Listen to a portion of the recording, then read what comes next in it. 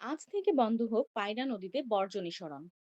পায়রা নদীতে আমতলী পৌর শহরের বর্জ্য নিঃসরণ বন্ধের দাবিতে মানববন্ধন ও প্রতীকী পরিচ্ছন্ন কর্মসূচি করেছে পরিবেশ সংগঠন ধরিত্রী রক্ষায় আমরা ধরা। শুক্রবার বিকাল ৩টায় আমতলী পৌরসভা কার্যালয়ের সামনে এই মানববন্ধন কর্মসূচিতে অংশগ্রহণ করে Amtali press club, Amtali youth hub, তারুণ্যের আলো, আমতলী কেন্দ্রীয় যুব ফোরাম এবং বিডি ক্লিন। আমতলীবাসীদের জন্য বিডি টোটালস নিয়ে এলো ঝটপট বাজার। তাই এখনই ভিজিট করুন www.bdtotals.com।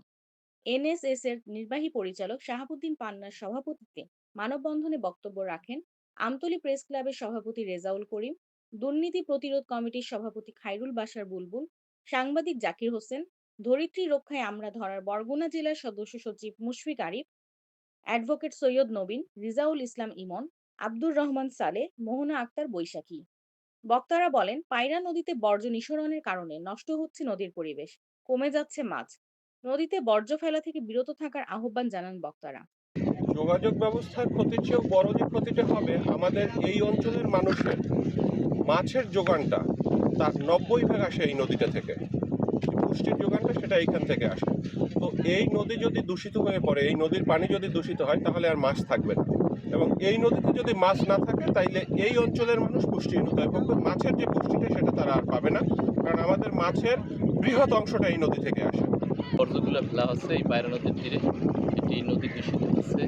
আর সবচেয়ে ভয়ানক একটা কথা, যেটা ক্লিনিক্যাল বর্জ্য। এই বর্জ্যের সঙ্গে কিন্তু ক্লিনিক্যাল বর্জ্য আছে, যেগুলো পানিতে মিশে গেলে বিষে পরিণত হয়। জোয়ারের সময় এখানে যে পানি যখন বাড়ে, এই ময়লাগুলো পানিতে ভাসতে থাকে। সবচেয়ে আরেকটা ক্ষতিকর দিক হচ্ছে যে এইখান থেকে যে ময়লাগুলো ভাটার সময় দক্ষিণে নামে এবং জোয়ারের সময় উত্তর দিকে যায়। মানুষ, নদীর তীরবর্তী যারা, নদীর তীরবর্তী যে সকল মানুষ বসবাস করে, তারা কিন্তু এই পানি রান্নাবান্না, গোসলে ব্যবহার করে এবং তাদের ভিতরে চর্মরোগ সহ নানা ধরনের রোগ জীবনে ছড়িয়ে পড়ছে এবং রোগ দেখা দিয়েছে। আমরা এই বিষয়ে পত্রপত্রিকায় বিভিন্নভাবে লেখালেখি করেছি এবং বর্তমানে যিনি প্রশাসক রয়েছেন, তিনি আমাদের আশ্বাস দিয়েছেন তিনি স্থায়ীভাবে একটি ডাম্পিং স্টেশন করবেন।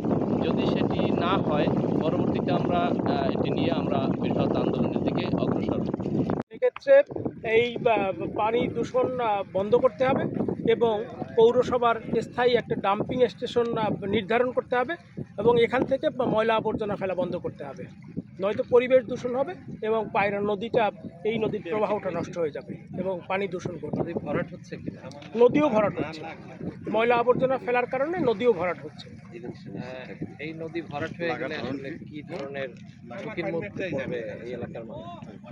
এই যেহেতু জলবায়ু পরিবর্তন হচ্ছে, জলবায়ু পরিবর্তন ফলে আমাদের দুর্যোগের ঝুঁকি বাড়ছে। সেক্ষেত্রে এই নদীর নাব্যতা নষ্ট হলে আমরা দুর্যোগের শিকার হব এবং ফ্ল্যাশ ফ্লাডের কারণে এই শহর বিপর্যস্ত হওয়ার আশঙ্কা আছে। পাশাপাশি এই নদীর উপর অনেক মানুষের জীবিকা নির্বাহ করে, মাছ ধরে। পানির প্রবাহ বন্ধ হয়ে গেলে বা নদী সংকুচিত হয়ে গেলে তাদের জীবিকা ঝুঁকির মধ্যে পড়বে।